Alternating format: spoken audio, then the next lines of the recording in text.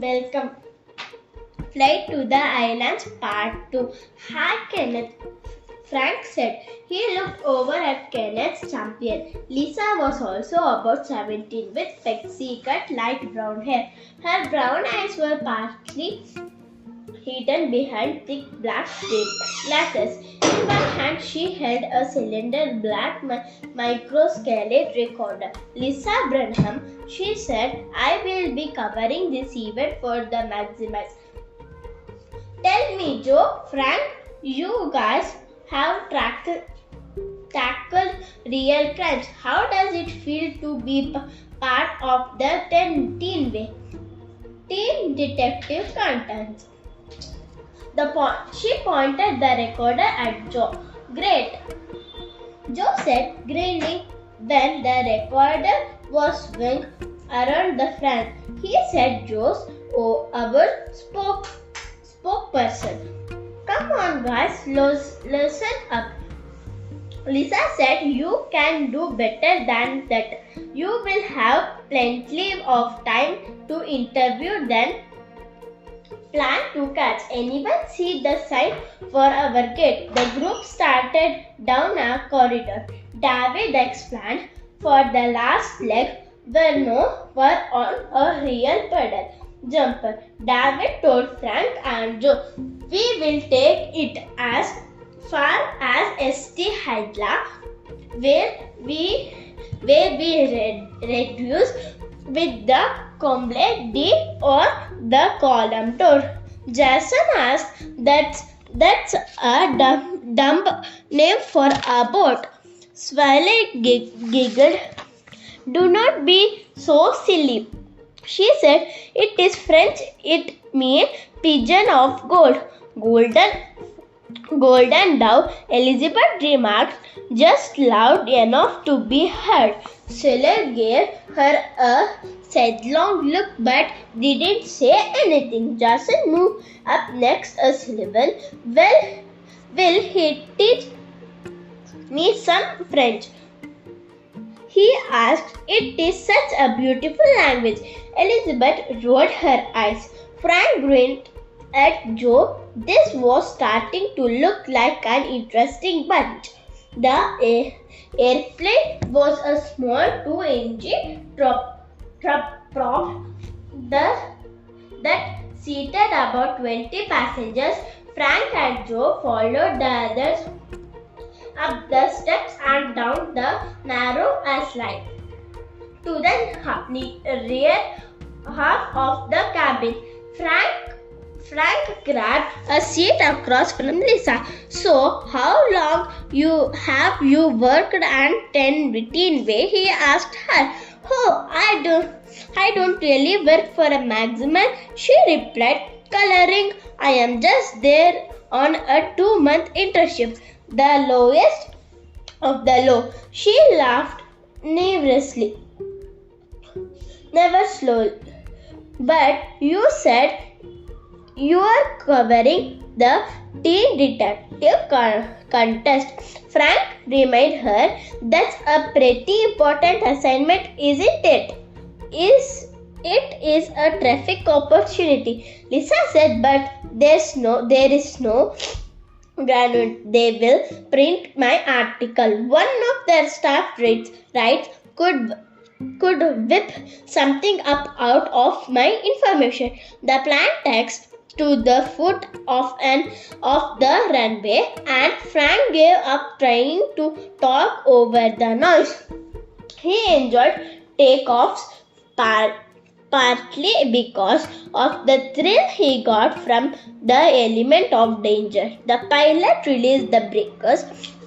The engines roared, pressing him back into the seat. Then the ground dropped away. The plane banked steeply to the left, out over the water.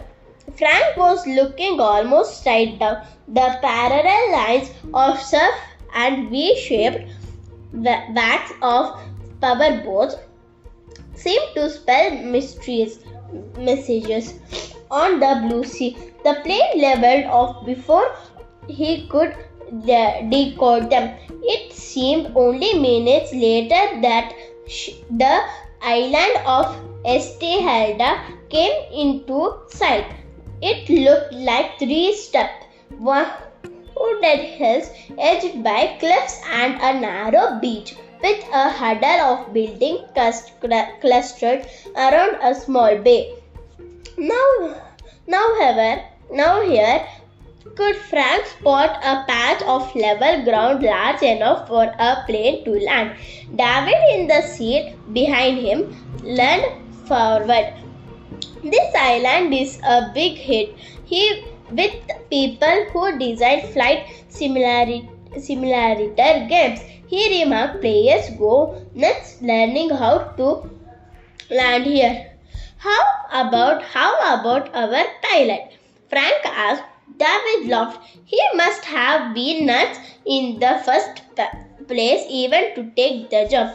The nice thing is the difficulty of flying in has kept the place unspoiled. There is no way to bring in anything much bigger than this.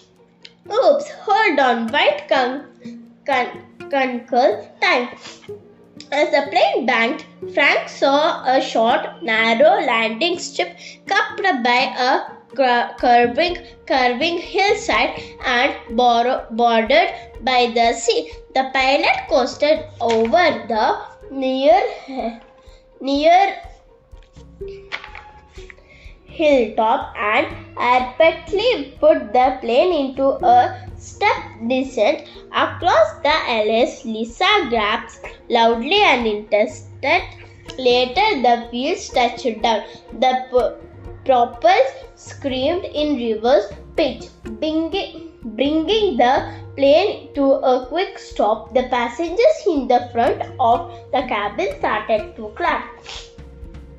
If it were the pilot, David said, I did pass the hat after every landing here. I bet I did make out like a bandit. The plane taxis to the terminal, a small building with white stucco walls and a red tiled roof. The group climbed off the plane and walked across the landing strip. Frank noticed an outdoor cafe on one side of the building. A slanted roof of palm fronds shaded the tables from the tropical sun. He merged Joe. I do not think where we are in Bayport anymore.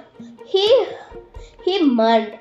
Joe grinned and put on his sunglasses. Inside the terminal was one big, airy room.